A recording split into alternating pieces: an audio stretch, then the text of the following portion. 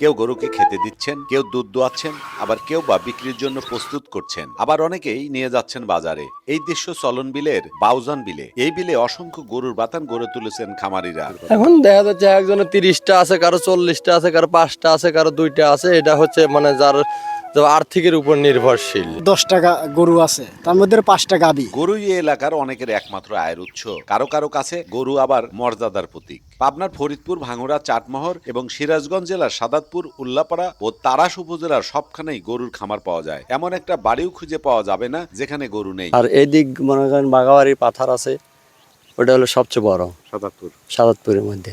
2 লাখ 3 লাখ মানে যে জ্বর অবস্থা বুঝে টাক টাক দাদন দেওয়া আছে এই ম্যানেজাররা দুধ নেওয়ার জন্য। এসব উন্নত জাতের গাভী থেকে প্রায় 10 থেকে 15 লিটার পর্যন্ত দুধ পাওয়া যাচ্ছে। দেশের উৎপাদিত দুধের বড় অংশ আসে সিরাজগঞ্জ ও পাবনা থেকে। বিস্তীর্ণ চারণভূমি ও উচ্চ উৎপাদনশীল বিভিন্ন জাতের গরুর আধিক্য থাকায় এ অঞ্চলকে অনেকে বাংলাদেশের নিউজিল্যান্ড বলে আখ্যায়িত করে। এবার দুধ সংগ্রহকারী প্রতিষ্ঠানগুলো খামারদের অগ্রিম টাকা দিয়ে দুধ কিনে নিচ্ছেন। প্রাণী সম্পদ কার্যালয়ের হিসাব অনুযায়ী এসব এলাকায় ছোট বড় প্রায় 25,000 দুধের খামার আছে। প্রতিদিন প্রায় 10 লাখ লিটার দুধ উৎপাদিত হয়। প্রচুর দুধ তারা আহরণ করে স্থানীয় সিলিং সেন্টারে বিক্রি করে তারা ব্যাপকভাবে লাভবান হচ্ছেন।